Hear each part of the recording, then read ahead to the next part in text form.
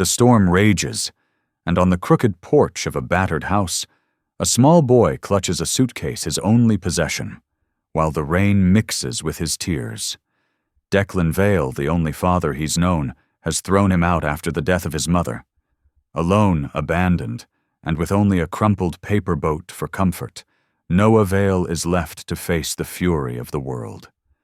But just as the storm seems to swallow him whole, a stranger steps forward, Gabriel King, a man with a promise to keep. He's not just a visitor, he's a savior. And in that moment, Noah realizes this night, this storm will change everything. Before we dive into the story, leave a comment below, and let me know which city you are watching from. Let's get started. The sea wind slammed against the clapboard houses of Graywater Harbor, rattling shutters like angry fists on forgotten doors. Fog pressed in from the Atlantic, thick as wool, swallowing the lighthouse beam, until it was nothing more than a pale glow pulsing in the night. The horn moaned through the storm, a long, mournful sound that carried over roofs and cobblestones like the voice of some ancient sentinel. It was a night when even grown men stayed close to their hearths. And yet on the crooked porch of a sagging Victorian house, a small boy stood barefoot in the rain. Noah Vale was 8 years old, and in his small hands he clutched a suitcase far too heavy for his thin arms. The handle slipped with every gust of wind, biting into his fingers, until finally the latch gave way. The suitcase burst open with a crack, spilling clothes across the porch steps, scattering them into puddles where the stormwater carried them down like wreckage. A paper boat folded clumsily from notebook paper slid out, with the shirts tumbled down the steps and skittered across the soaked boards until the rain plastered it flat. Noah froze his chest, heaving his face wet, not just with rain, but with tears that blurred the world into streaks of gray. He bent to grab the boat, but a hand struck his shoulder. Out a voice slurred behind him, deep and jagged like a rock slide. "Out, Noah." I said out. "Declan Vale." His stepfather staggered into the doorframe. His once handsome face was blotched red, his shirt half-buttoned, his breath soaked in whiskey. Once long ago he had carried Noah on his shoulders down this very street, showing him where his mother used to sell her watercolor paintings at the harbor fair. Once he had sung him to sleep when storms rattled the windows, but grief had stripped him raw, and in that emptiness whiskey and a woman named Sable Cross had slithered in to fill the void. Now there was no father in his voice, only thunder and venom. "You're not my blood," Declan roared, the veins in his neck standing out like ropes. "You're nothing but an anchor dragging me down. Get out before I throw you out myself." Noah's chest rose and fell in quick, shallow bursts. He pressed the soggy paper boat against his heart, as if it could shield him. "Please, Dad," he whispered, though the word felt broken in his mouth. "I'll be good. I'll stay quiet. I can sleep on the floor if you want." But his voice cracked, swallowed by the storm. Behind Declan, a woman stepped forward, her silhouette framed in the yellow light of the hallway lamp. Sable Cross. Her hair was pulled into flawless black curls, her dress the color of deep wine lips painted red like a cut. She laid a hand on Declan's shoulder, the gesture soft, but her eyes sharp, gleaming. "Declan," she cooed. "He has to learn. You can't let the past chain you forever. The boy is just a reminder. Send him away. You'll breathe easier." Her smile, fleeting and poisonous, twisted in the half-light. Noah saw it, though Declan did not. The wind howled again, shaking the porch, and Noah stumbled back onto the steps. His knees hit the wood hard. The paper boat slipped from his grip, landing in a puddle, tilting and drowning. He grabbed it desperately, clutching it with both hands now, though his knuckles were white and scraped raw. "Dad," he whispered again, his voice trembling like the mast of a boat caught in a gale. "You promised me once. You promised you'd never leave me. You said we were a crew. Just you, me, and Mom. Don't send me away." Declan swayed, his eyes bloodshot, his hand gripping the doorframe as if it alone kept him standing. The promise had been real once, but promises made in light are fragile things in the dark. He turned his face away, his jaw hardening. "She's gone, Noah. And I'm done carrying ghosts." The door behind him slammed shut, leaving the boy kneeling on the porch with his scattered belongings. Rain hammered the wood, and thunder rolled so close it rattled the glass panes. Across the narrow street behind curtains drawn just enough, Mrs. Oriana Marsh pressed her wrinkled face to the window, watching. Beside her, Mr. Walt Marsh folded his arms tight, his lips pressed thin.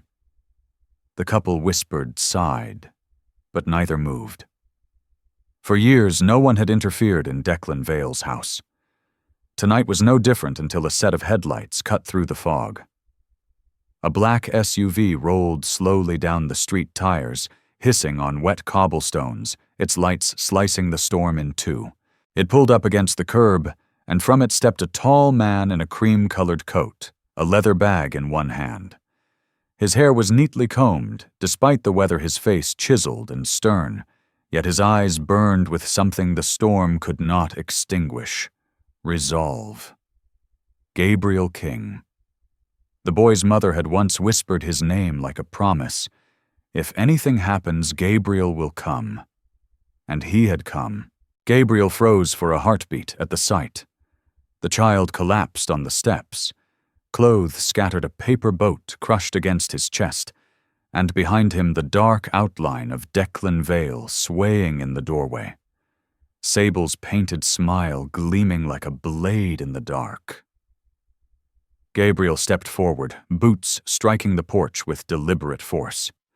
He knelt down, picked up the paper boat from Noah's trembling hands, and smoothed it gently with his palm, as though it were made of glass. Then he placed it back in the boy's hands, his voice steady and low, cutting through the storm like the lighthouse horn. "This is how you treat him," Gabriel said, his eyes locked on Declan. "This is Sarah's son. Her blood. Her life." Declan stiffened, anger flaring across his face. "Gabriel," he growled, his voice heavy with alcohol. "This is my house, my family. You've got no right to interfere. Get out!" Gabriel rose to his full height, his cream coat plastered with rain, his shadow filling the porch. He stood not as a guest, but as a wall firm and immovable. His voice was iron wrapped in velvet calm, but carrying the weight of an oath. "Your house," he said. "A house is nothing if the child inside it is thrown into the storm. A family is nothing if its weakest is cast aside. Sarah gave her life, loving you, Declan. And this is what you do to her son." Declan faltered for the first time, his eyes darting between Gabriel and the boy. But Sable's hand pressed into his arm again, her voice smooth as oil on fire. "Don't let him poison you with guilt," she whispered. "This child is nothing but a burden. Let Gabriel take him if he wants. Let him deal with it." Her smile flickered with triumph. Declan turned his face away. Noah's eyes filled with tears, but within them a faint spark of hope glimmered the first since his mother's death. Slowly, hesitantly, he reached out his trembling hand toward Gabriel. Gabriel's own hand closed around it, firm and warm. From now on, Gabriel said each word heavy as a vow, "You're coming with me." The storm raged, thunder cracking above, but inside that moment there was a silence. An anchor dropped, a promise forged. Behind them, the front door slammed shut with finality, echoing through the house like the toll of a bell sealing the end of one chapter of the boy's life and the beginning of another. Gabriel bent down, gathering the wet clothes into the suitcase, brushing the dirt off the paper boat with his sleeve. He tucked the belongings away with the care of a man handling treasure, then lifted the suitcase in one hand and guided the boy to his feet with the other. "Let's go, Noah," he said softly. The boy clutched the paper boat against his chest, as Gabriel led him to the SUV. The door opened, the warm glow of the dashboard spilling light across Noah's tear-streaked face. Gabriel buckled him in, adjusted the seat to fit his small frame, and turned on the heater. The storm beat against the windows, but inside the car, there was a fragile bubble of warmth. Across the street, Mrs. Marsh opened her window just enough to call into the night, her voice trembling but firm. That boy never did anything wrong. Gabriel lifted his head, met her eyes, and nodded once in gratitude. He would remember. Witnesses mattered now. The truth needed eyes. He slid into the driver's seat, the wipers beating back the storm, the lighthouse horn still moaning across the harbor. Beside him, Noah sat motionless, clutching the paper boat with white knuckles. Gabriel's voice was gentle, pitched low so as not to startle. "I'm Gabriel," he said. "Your mom's old friend, and you must be Noah."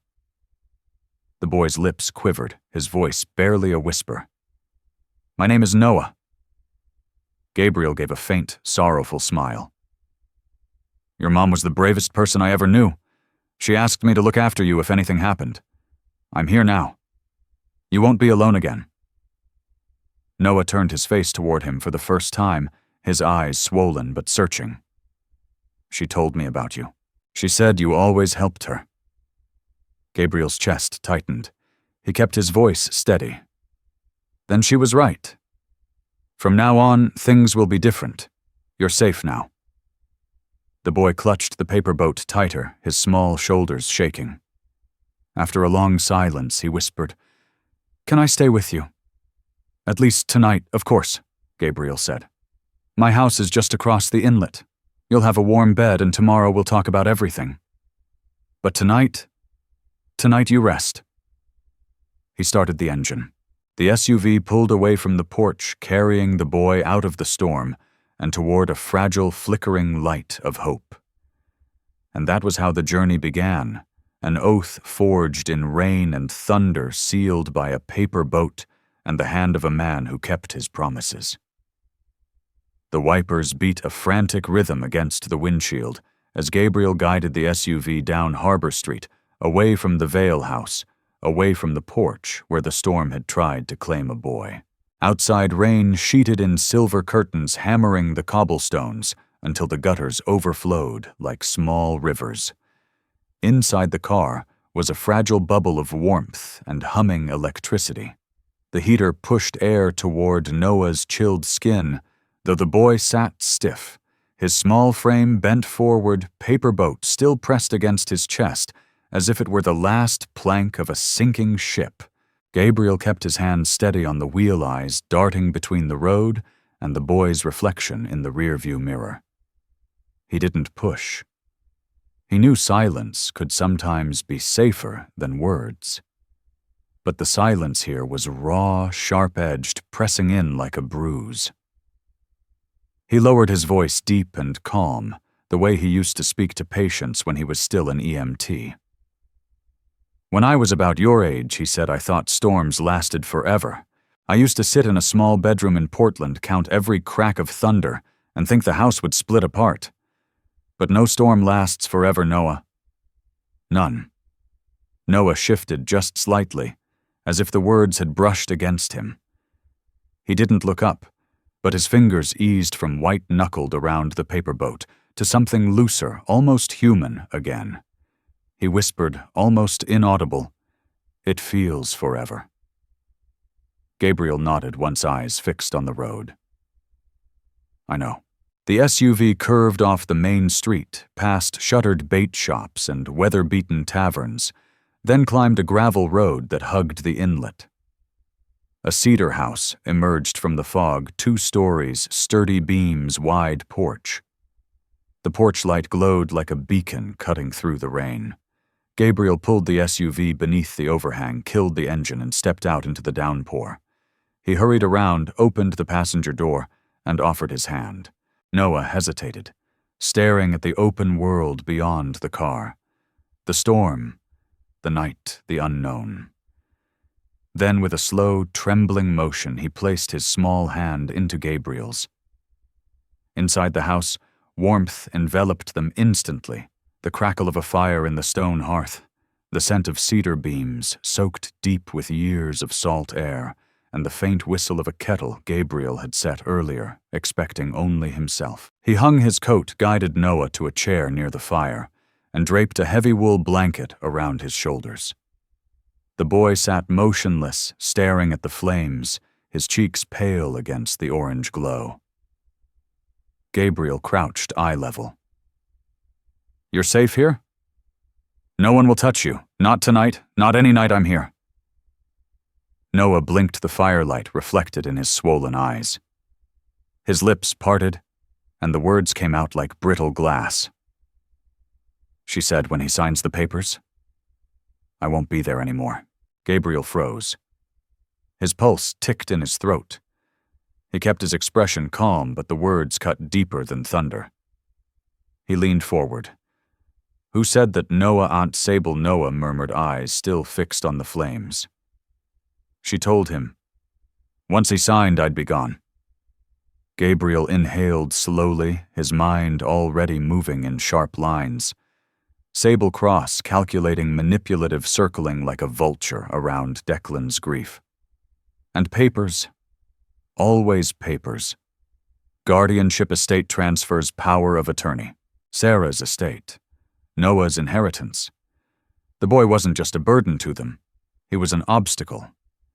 Gabriel rose crossed to the bookshelf and pulled down a worn leather notebook. He opened a fresh page, clicked a pen, and wrote Noah's words exactly as he'd spoken them. Date. Time. Context. Evidence began here, he thought. Every line mattered. The kettle whistled sharp, breaking the silence.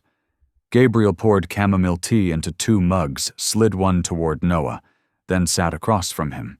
"You said she told you this, when Noah's fingers wrapped around the mug though he didn't drink. Last week. I was in the hallway. She thought I couldn't hear." Gabriel wrote it down. Then he leaned back, voice steady. "Noah, sometimes adults do wrong things that hurt kids, but the law doesn't let them take everything. That's why we'll make sure someone listens." The boy's eyes flickered to him for the first time since they'd entered the house. "But who would listen to me?" "You'd be surprised," Gabriel said softly. Sometimes the smallest voice changes the biggest room. Outside the storm pounded, but inside the firelight softened the shadows. Gabriel knew the first step was taken. The boy had spoken truth. The rest would come with patience and allies. The next morning, Graywater Harbor wore its storm scars, openly branches down puddles, thick with leaves, gulls picking through the wreckage. The lighthouse beam cut across a clearing sky. Gabriel drove Noah to the local diner, a place with checkered floors and cracked vinyl booths, run by a woman who knew everyone's name. He ordered pancakes and warm milk for Noah, coffee black for himself. At the corner booth, a woman in a deputy's jacket sat waiting, a notebook on the table. Her eyes were sharp, steady, missing nothing. Deputy Isla Moran. Gabriel had called her the night before, short and precise, child endangered. "Need your eyes on this." Now Isla leaned forward, speaking low. "I saw the Marsh's porch light on last night. Walt told me this morning they watched everything. They'll testify." She opened her notebook. "And I was at the Docklight Bar 3 nights ago." Declan was half drunk. Sable slid papers in front of him. "I got audio." She tapped her phone. Not perfect, but you can hear her say, "Sign it, and the boy won't be in the way anymore." Noah froze mid-bite fork, shaking. Gabriel laid a hand gently on his arm. "You don't have to listen to this right now, Noah. But she's lying. And we'll prove it." Deputy Moran's gaze softened just enough for the boy. "We'll make sure you're safe, kid, I promise." Noah nodded barely. Then he reached into his pocket and pulled out a folded sheet of paper. With deliberate strokes of his pencil, he had drawn a memory himself, his mother and Declan on the dock. A bench, an ice cream cone, a paper boat floating toward the buoy. The detail was precise. The inscription carved on the bench, the curve of the buoy painted red and white. He pushed the drawing across the table. She said, "If I remember the good things, I can keep them," Noah whispered. Isla studied the drawing, her lips pressing into a firm line. "This isn't just a drawing. This is testimony. The bench has an inscription. I can verify it." She slipped the drawing into a protective folder. Gabriel met her gaze. "Lock it down. Every scrap counts." That night, Declan Vale sat at the docklight bar again, his glass already half empty. Sable at his side, her hand sliding possessively across his arm. Mark the bar owner chuckled nearby, jabbing Declan's ribs. "Sign it, and you'll sleep like a man finally free." Sable leaned closer, whispering against Declan's ear, her smile sharp. "Just one more signature. Then the boy is gone and you can breathe." She slid the papers across the bar again. Declan's hand shook as he picked up the pen. But in the far booth, Isla Moran sat with a baseball cap pulled low, her phone angled discreetly. She pressed the record button. The bar's jukebox hummed in the background, but Sable's words cut through "sign it," and the boy won't be in the way anymore. Declan pressed the pen to the page. His wrist trembled. In his wallet, a photograph peeked from a torn slot, Sarah sunlight on her face. Noah as a toddler in her arms. Declan's chest clenched, but he pushed the memory down with another mouthful of whiskey. The pen scratched across the paper. The deal was made. And Isla had the proof. At Gabriel's house, Noah sat cross-legged on the rug, the paper boat smoothed out beside him, the harmonica resting on his lap. He lifted it tentatively to his lips and blew one shaky note. It wavered soft and thin, but it filled the room. Gabriel, sitting nearby with his leather notebook, looked up.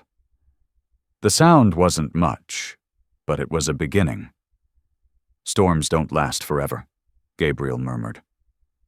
"And we're building a case now. You've already given us the first brick." Noah lowered the harmonica, eyes flicking toward him. "What happens if they don't believe me?" Gabriel leaned forward, his gaze steady as stone. "Then I'll carry your words until they do. You're not alone anymore." The boy's shoulders eased just a fraction. He lifted the harmonica again, tried another note. Stronger this time. Outside, the waves broke against the harbor wall. Inside, the first melody of a fight for justice began to form, fragile, trembling, but real. The case was building. The allies were gathering, and the storm, though not yet gone, had met its match. The courthouse of Graywater sat like an old sentinel at the end of Main Street, its stone columns weathered by decades of sea air, its flag snapping hard in the morning wind. On that day, its halls filled with whispers and shoe scuffs, the air charged with the gravity of what was to come. Inside the family division, the benches were packed. Neighbors from Harbor Street, fishermen in raincoats, women with steaming thermoses, all drawn by Rumor the Vale boy. The bar papers, the Millionaire stepping in. Noah sat on a wooden bench outside the courtroom, feet dangling inches from the floor paper boat, cupped gently in his hands. He wore a pressed shirt Gabriel had picked out, sleeves rolled neatly, though his eyes were still shadowed with sleeplessness. Beside him, Gabriel crouched to eye-level steady and grounded his voice low so only the boy could hear.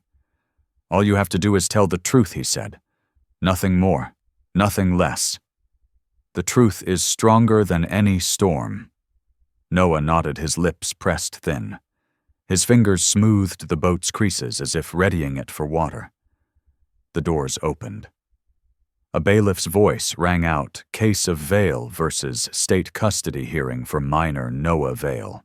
Inside the courtroom glowed with early light spilling through tall windows. At the front, Judge Eleanor Pike sat high on the bench, her hair silver, her gaze sharp and unflinching. She had a reputation in Graywater Fair, unyielding a woman who valued a child's voice over a lawyer's theatrics.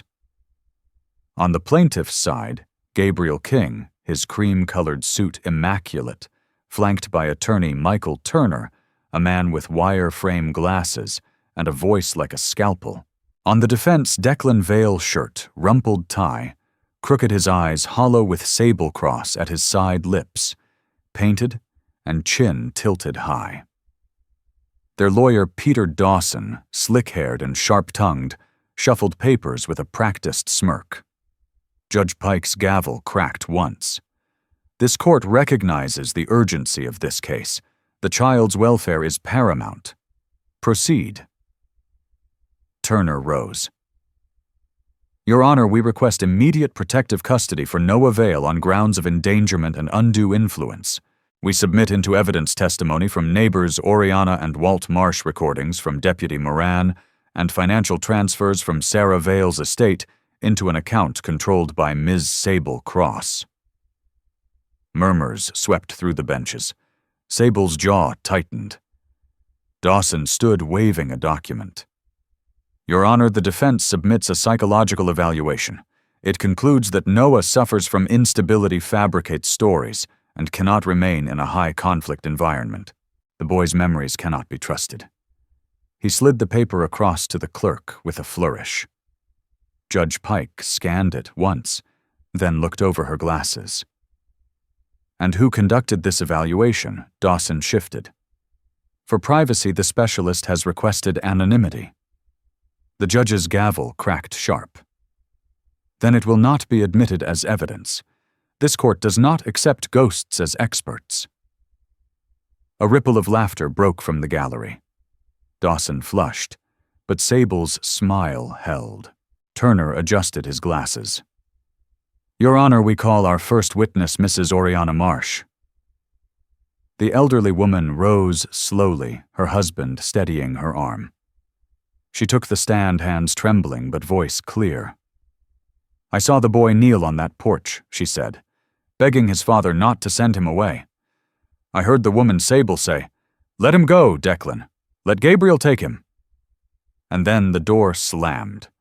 Her words rang through the courtroom like a bell.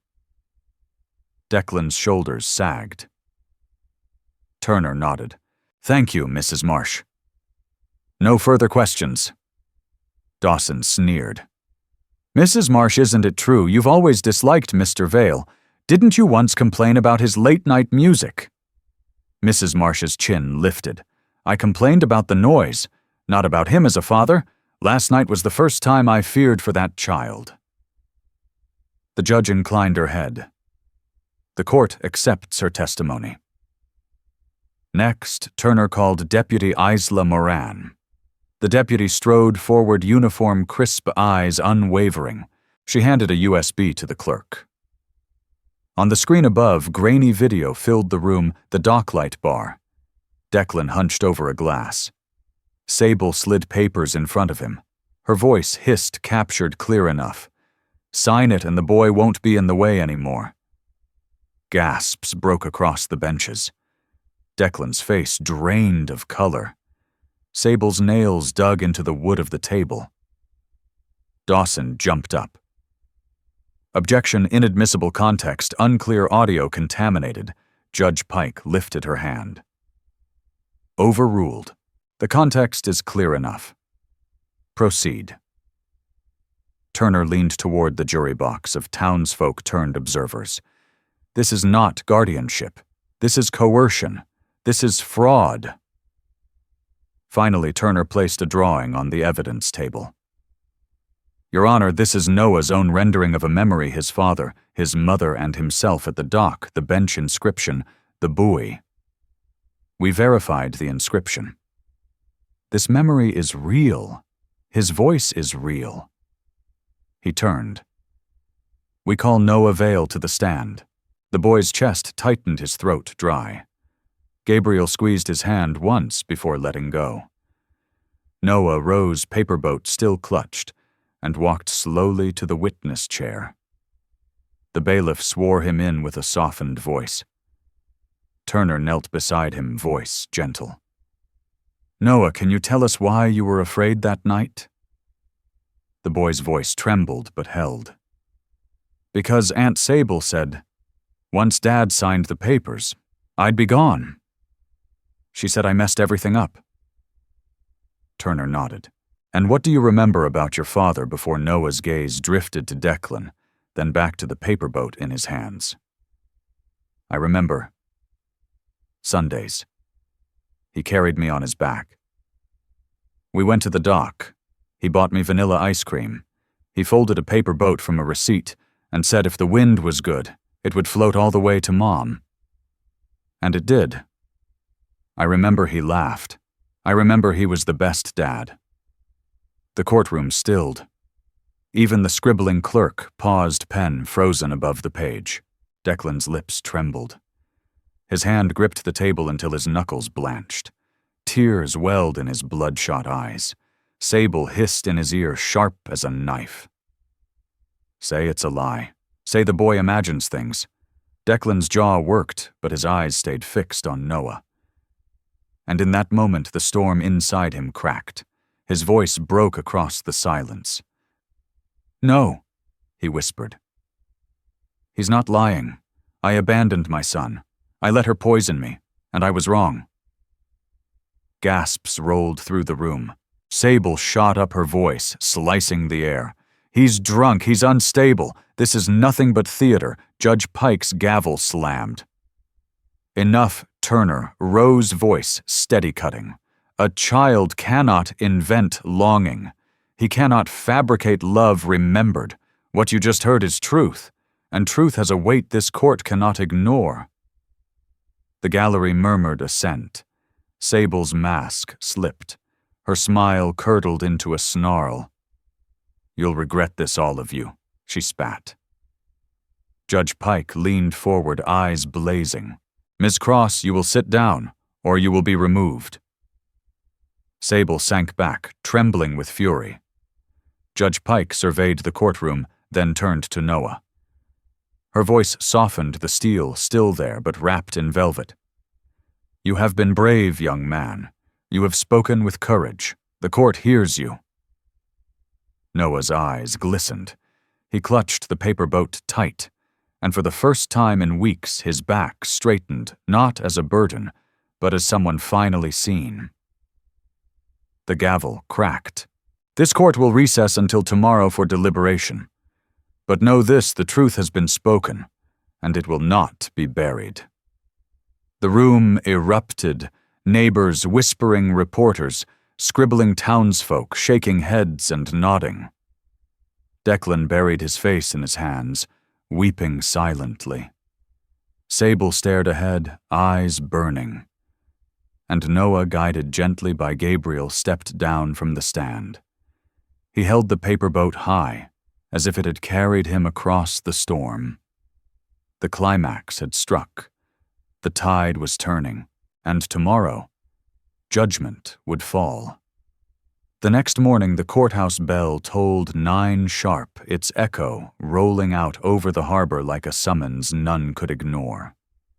Graywater Harbor stirred. Fishermen paused their nets. Shopkeepers lingered at doorways, and townsfolk gathered once more at the courthouse steps.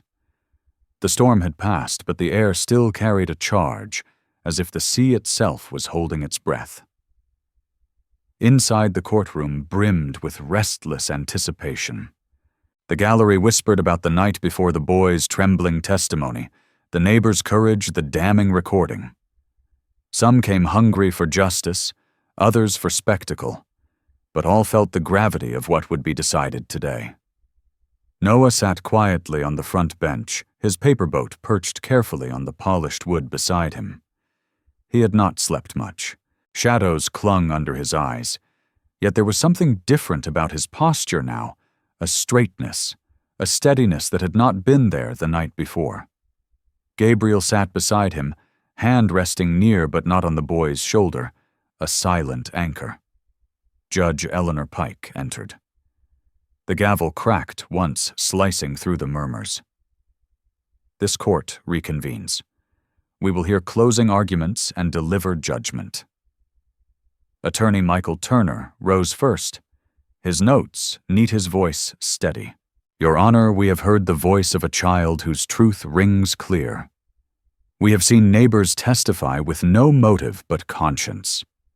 We have listened to a recording where Ms. Sable Cross coerced Mr. Vale into signing papers designed to strip this boy of his place, his home, his inheritance. This is not speculation. This is fact. He held up Noah's drawing, the dock, the buoy, the family. And we have the memory of a boy who recalls not fear but love, a love his father once gave, a love that can be restored if protected. Your Honor, this court must shield him. The law demands it, and humanity demands it too. Turner sat. The gallery nodded. Peter Dawson, defense attorney, stood next. His face pale, his words clipped. Your Honor, my clients, concede errors may have been made. Grief can distort judgment. But Noah Vale's best interests are not served by turning his life into a spectacle. He needs stability. He needs closure. He cast a fleeting glance at Sable, then quickly away. We ask that the court show mercy. Judge Pike's gaze was iron. Mercy is not licensed to harm. Mercy follows accountability. She turned to the clerk. Read the findings. The clerk's voice carried steady through the room. On charges of fraud, undue influence, and misappropriation of estate funds, the court finds Sable Cross guilty. She is hereby remanded into custody, pending transfer to state prison. Carla White, accomplice, faces civil and criminal liability. Mark Sullivan, accessory, faces civil penalties. Attorney Peter Dawson is disbarred for falsified documentation and ethical violations. Gasps swept the room. Sable shot to her feet, her voice breaking into a shriek. Lies, all of you. You're no better than Sarah. She stole him from me. She stole everything. Her words cracked, venom spilling. Two bailiffs moved swiftly, gripping her arms, pulling her toward the door. She thrashed, eyes burning at Declan. You coward! You let them ruin us! You let them ruin me! The doors slammed behind her. Silence fell heavy. Judge Pike looked next at Declan Vale, who sat hunched, face pale, hands clasped like a penitent at the altar. Mr. Vale, she said, her voice steady but not unkind. You failed your duty as a father. You endangered your son through neglect and allowed others to prey upon your weakness. But you confessed. You admitted truth. The law recognizes both your failure and your choice to begin again. Custody will not be returned to you unconditionally. Temporary guardianship of Noah Vale is hereby granted jointly to Gabriel King and Declan Vale under the supervision of the Child Protection Agency. All visitation will be monitored. Declan Vale must comply with mandated rehabilitation counseling and sobriety programs. Only through demonstrated consistency will custody expand. Her gavel cracked once more. Court is adjourned. The room erupted, some in relief, some in murmurs of shock. Reporters scribbled furiously. The Marshes embraced one another, tears in their eyes. Deputy Isla Moran gave Gabriel a single firm nod across the room, then turned briskly on her heel duty, pulling her elsewhere. Declan rose, slowly unsteady. His eyes sought his son's. Noah clutched his paper boat, hesitated, then turned his face away. Declan swallowed hard, his voice hoarse. I don't deserve forgiveness yet, he murmured, barely audible. But I will try. Gabriel stepped between them, steady as stone. Then try Declan. Every day. That's the only road back. Outside the courthouse steps swarmed with townsfolk. Questions flew, voices tangled, but in the middle of it all, Noah walked between Gabriel and Declan, each man a step apart, the boy holding his paper boat like a torch. Cameras flashed, pens scratched, but none of it mattered. What mattered was the boy's small hand slipping quietly into Gabriel's as they descended the steps. Days passed. Then weeks. The storm gave way to calmer skies, though the sea of Graywater never stilled entirely. Noah lived in Gabriel's cedar house, his nights no longer haunted by slammed doors, but lit by the steady glow of a moon-shaped lamp left on at his bedside. Gabriel never closed the door fully, leaving a slice of light in the hall. At dinner they ate together roast chicken, warm bread soup simmering with herbs. Gabriel spoke little, but he was always there, always steady. Presence was its own kind of love. Noah attended therapy sessions at the Child Protection Agency. At first he sat silent, drawing only boats and storms. Gradually the drawings changed. Lighter skies, calmer water, sometimes a lighthouse. He spoke in halting sentences about his mother's song, about the paper boats, about the Sunday on the dock. The therapist encouraged him, praised his courage, reminded him that memory was strength, not weakness. Declan kept his appointments, too. He joined a sober living group, his first coin clutched tight in his pocket.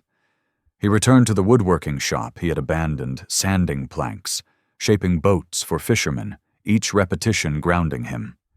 He showed up to every visitation on time, never late, never drunk. His conversations with Noah were awkward, at first small words, long silences. But they were steady, and steadiness mattered. On Thursdays they met at Karen Lou's office, the court-appointed social worker. Karen observed with eyes both firm and kind. She noted each detail in her book, Declan's punctuality, his patience, the way Noah tested him with cautious questions. "Do you remember the park? Do you still like vanilla?" Declan answered honestly sometimes, with a voice thick with shame, but always with presence. And slowly, almost imperceptibly, Noah's guardedness began to ease. Not gone, never gone, but softened. One bright Saturday, Gabriel took Noah to Central Park in Graywater. They sat on the same weathered bench his mother once loved, its inscription gleaming faintly in the sun. Declan arrived on time, carrying a small wooden box. He set it down gently in front of Noah. "I made this for you," he said. Noah opened it. Inside lay a wooden boat carved smooth, its sail painted white. He ran his fingers along the grain, eyes wide. "It's not perfect," Declan admitted, "but I'll keep trying until it is." Noah's throat tightened. He clutched the wooden boat in one hand, the paper boat in the other. Then, with trembling resolve, he placed the paper boat into Declan's hands. "You can keep this," he whispered. "Bring it back every Thursday.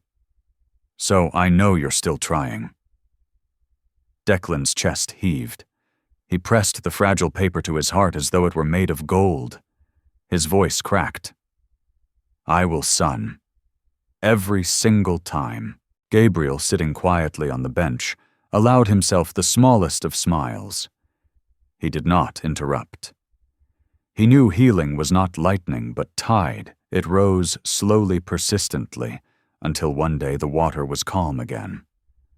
The lighthouse horn moaned faintly in the distance. Not warning this time, but guiding. And for the first time since the storm began, Noah felt the tide turn toward something that looked like home. Autumn in Graywater Harbor ripened into winter.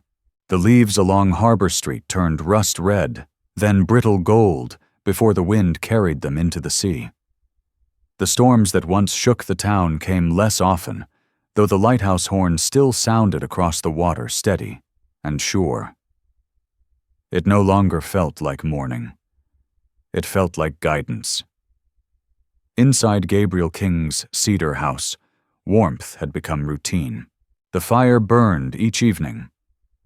Soup simmered on the stove, and the steady tick of the clock marked days that stretched with a new kind of rhythm. Noah Vale, once a boy hunched under storms, was now 8.5 taller, by a hair his cheeks filling out his eyes clearer. He still carried his harmonica and his paper boats, but he carried them differently now, not as shields against the world, but as reminders that he had survived it. Gabriel kept his promise in the smallest ways.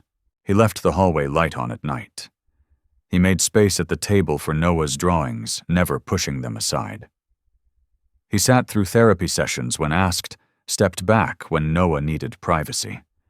He became presence, and presence more than words stitched safety back into the boy's bones. Declan Vale, meanwhile, walked his own long road. Each Thursday afternoon without fail, he arrived at Karen Lou's office sober, and on time, the fragile paper boat tucked into his wallet like scripture. He attended meetings, his voice hoarse when he stood to speak, but honest. "I thought grief gave me an excuse. It didn't. It gave me a choice. I chose wrong. I'm choosing better now." The other men nodded, some clapping his shoulder.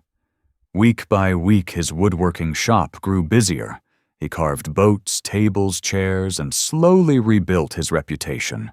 But the true work happened in quiet rooms with his son, awkward conversations, small games of checkers, long silences, where simply being together was the work. He did not push. He simply showed up. And that in time mattered. On a clear Saturday in December, Gabriel suggested they all meet at the harbor park. The sky was brittle blue, the water still as glass. The old bench with its inscription gleamed in the low sun. Noah wore his white coat, the wooden boat Declan had carved tucked carefully under one arm. Gabriel carried a thermos of cocoa, 2 cups, and a folded blanket. Declan arrived last early by 10 minutes, his breath clouding in the cold air, the fragile paper boat visible in his pocket. They sat together not as a perfect family, but as something new, mended, cautious, but real. Gabriel poured cocoa-handed cups around. Noah balanced his wooden boat on his knees and glanced between the 2 men. His voice was quiet but steady. "I still miss her," he said. Silence followed, broken only by gulls circling above. Gabriel set his cup down. "We all do." Declan swallowed hard, eyes misting. "I miss her every day, son. And I'm sorry I forgot how to love you after she was gone. That's not what she would have wanted." Noah studied him long and careful. Then he reached into his backpack and pulled out something new, a star-shaped keychain in metal, worn smooth by time. He held it out with trembling fingers. "Gabriel gave me this. He said Mom gave it to him when he was scared back when he was my age. He said it's to remind me someone believes in me." Noah hesitated.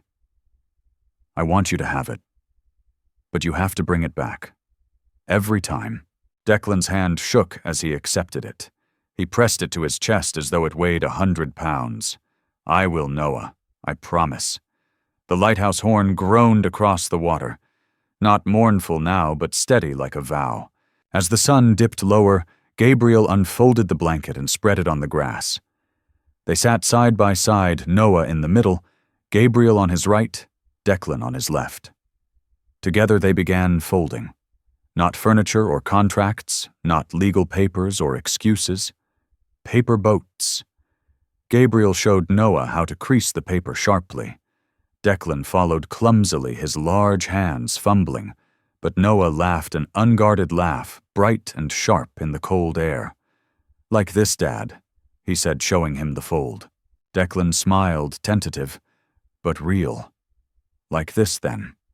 When they were done, 3 boats sat in Noah's lap, one small and fragile one slightly crooked, and one folded with careful precision. He carried them to the water's edge, the 2 men flanking him like sentinels. Together they set them afloat. The tide caught them, rocking them gently, carrying them out toward the buoy, where his mother once stood laughing in the sun.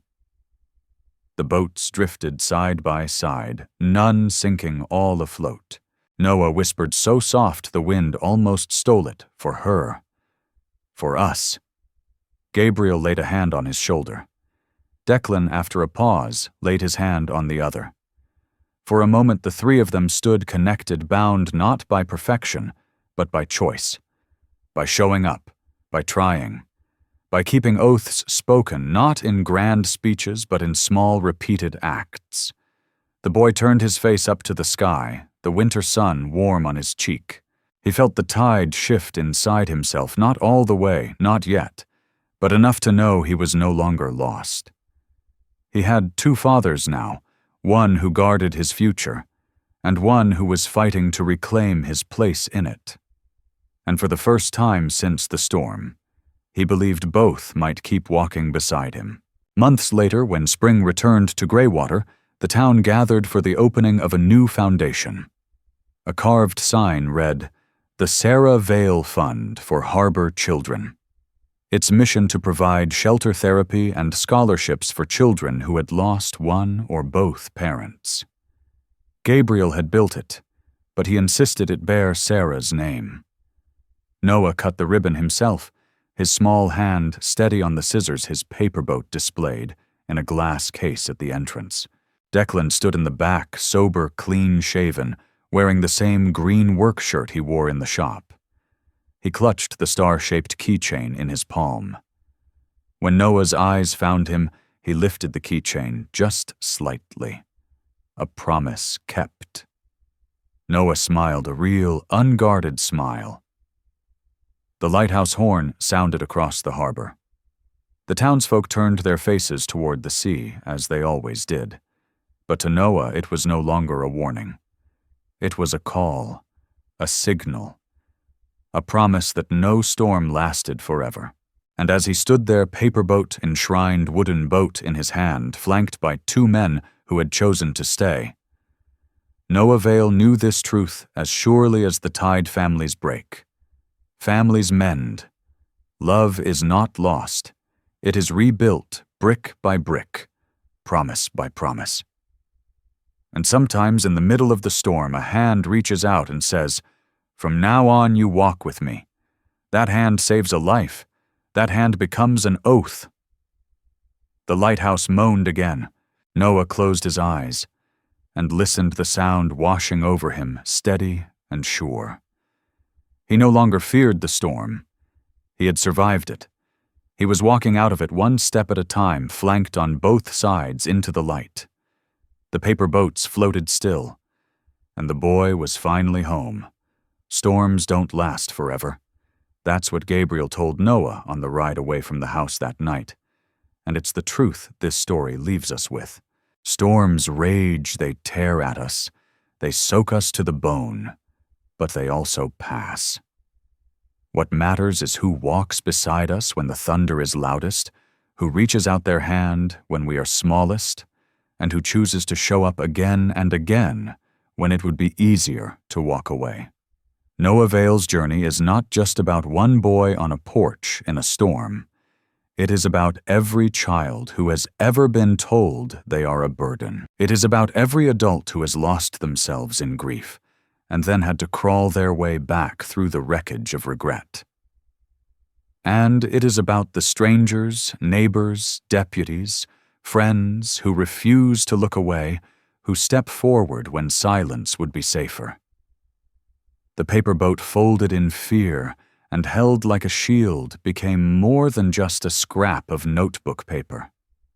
It became a contract of love passed from child to protector, from son to father, from one generation to the next. It reminds us that even the most fragile things can carry us, if they are given care, if they are set afloat with intention. And the lighthouse horn groaning across the harbor, it teaches us something too. It does not calm the sea. It does not stop the storms. But it tells sailors you are not lost. There is a way home. Every one of us needs a lighthouse. For Noah, it was Gabriel's steady hand.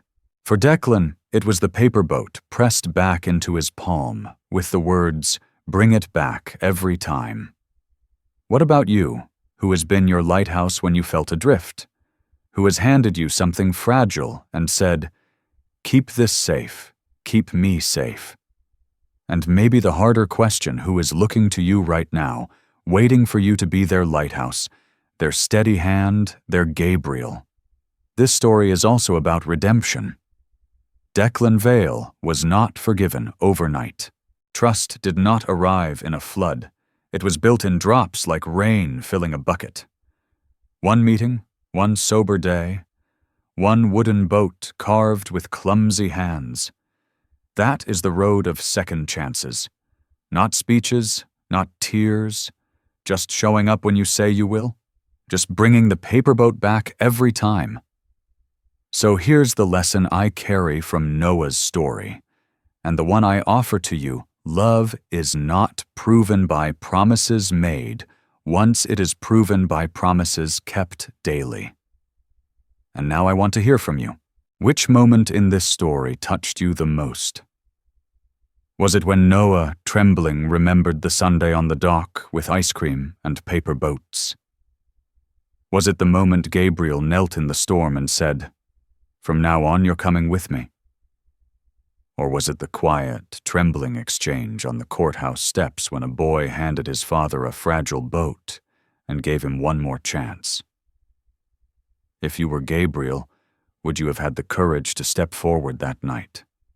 If you were Declan, would you have found the strength to admit your mistakes in front of the world?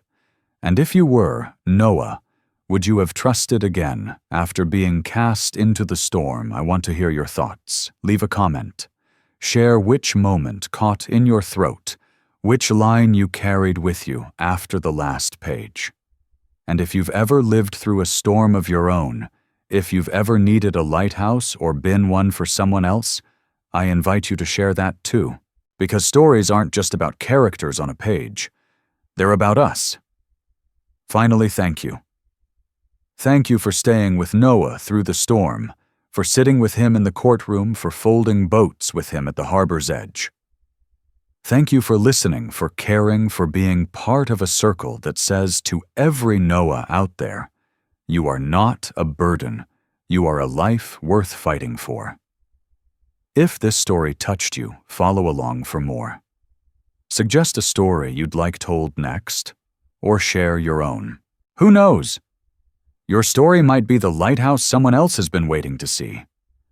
Until then, keep folding your paper boats, keep listening for the horn, and remember, no storm lasts forever.